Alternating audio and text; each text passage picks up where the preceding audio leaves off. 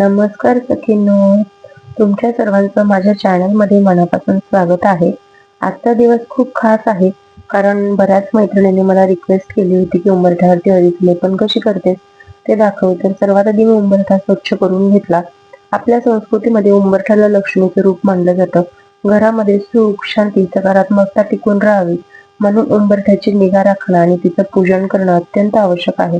आजच्या ब्लॉगमध्ये मी तुम्हाला उंबरठ्यावरती हळदीचं लेपन कशी करते याची संपूर्ण पद्धतशीर माहिती देणार आहे.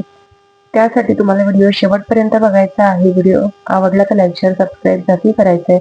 कोणत्याही शुभ कार्याची सुरुवात आपण देवपूजेने करतो, त्यामुळे मी माझी सकाळची देवपूजा आटपून घेतली, जी मी तुम्हाला सगळ्यात आधी दाखवली. मन प्रसन्न असले की कामातही उत्साह येतो.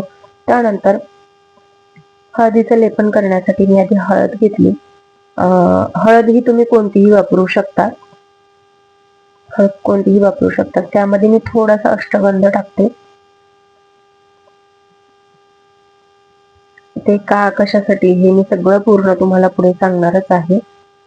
अष्टगंध टाकला, शुद्ध पाणी टाकलं, त्यानंतर गोमूत्र टाकलं, गंगाजल पण टाकलं तरीही चालेल.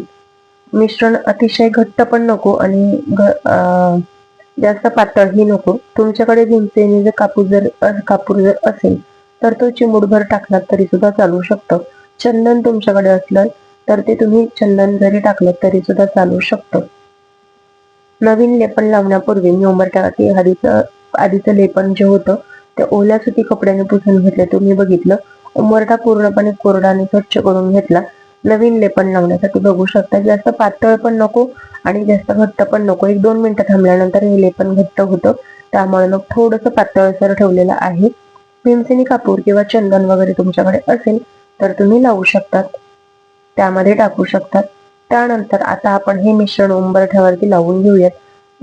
डावीकडून उजवीकडे किंवा मध्यभागापासून हे सुरुवात करू शकतात. कडेपर्यंत हे लेपन लावून घ्यायचंय. हळदीमुळे उंबरठ्याला एक सुंदर पिवळा धमक रंग येतो, जो दिसायलाही खूप सात्विक वाटतो. आणि बाहेरून कोणी येणार असेल ना तर तो विचार करतो, बापरे, म्हणजे अगं बाई, किती उंबरठा स्वच्छ आहे या बाईचा, दरवाजा किती स्वच्छ आहे, म्हणजे घर किती स्वच्छ असेल, घर किती सुशोभित असेल.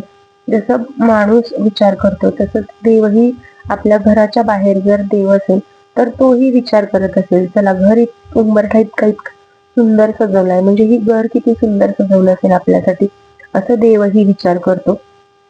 लेपन थोडं सुकत आलं की आपण दरवाजावरती तिथेच दरवाजा स्वच्छ पुसून घेणार आहोत. मी आठवड्यात 1-2 वेळा ह्या गोष्टी करत असते. जर शक्य असेल तर रोज करा. घरात पावित्र्य टिकून राहण्यासाठी तुम्हाला जे जे करता येईल ते नक्की करा. बघू शकता, मी दररोज मुख्य दरवाजा पुसते शक्य झाला तर, पण मग म्हणजे दरवाजावरती स्वस्तिक हे रोज काढणं होत नाही. मग ज्या दिवशी उंबरठ्यावरती हळदीचं लेपन करते त्या दिवशी हळदीचं लेपन झाल्यानंतर हळद कुंकू मिश्रित स्वस्तिक काढून घेते मी दरवाजावरती. बघू शकता, या पद्धतीने जशी सांगितलेलं आहे स्वस्तिक काढायला तसं काढते. लेपन थोडं सुकत आलं की आपण दरवाजावर कुंकू आणि खूप शुभ स्वस्तिक काढूयात. स्वस्तिक हे मांगल्याचं प्रतीक आहे. स्वस्तिकाच्या दोन्ही बाजूला 2 रेषा मी ओढून घेणार आहे. त्यानंतर खाली, त्याच्या खाली आपण 5 अशा हळदी कुंकवाच्या रेषा ओढणार आहोत. बघू शकता, या पद्धतीने मी करून घेणार आहे. शेवटी उंबरठ्यासमोर एक छोटीशी रांगोळी मी काढून घेतली. त्यानंतर त्याचीही पूजा केली. त्यानंतर उंबरठ्याला दोन्ही बाजूला हळद, कुंकू, फूल, अक्षता वाहून घ्यायचे आहेत. नसेल तरी काही प्रॉब्लेम नाही, असलं तर आवर्जून वाहावं. त्यानंतर बाहेर वारा खूप चालू होता, त्यामुळे मी आज दिवा लावलेला नाहीये, पण तुम्हाला जर शक्य असेल तर नक्कीच दिवा लावून घ्या. त्यानंतर रांगोळीमध्ये सुद्धा हळद कुंकू मी वाहून घेतलं आणि त्यानंतर धूप दीप ओवाळून घ्यायचा आहे. या पद्धतीने तुम्हाला पूजा करून घ्यायची आहे. आपला उंबरठा किती प्रसन्न आणि तेजस्वी दिसतो यामुळे याची तुम्हाला कल्पना सुद्धा नसेल. एकदा नक्की करून बघा. असा उंबरठा पाहून लक्ष्मी माता नक्कीच आपल्या घरात प्रसन्नतेने प्रवेश करेन. बघू शकता कशी वाटतेय रांगोळी, बघू शकता. तर सखींनो, आजचा छोटासा व्हिडिओ तुम्हाला कसा वाटलाय मला कमेंट करून नक्कीच सांगा. व्हिडिओ शेवटपर्यंत नक्की बघा. व्हिडिओ आवडला तर लाईक, शेअर, सबस्क्राईब नक्की करा.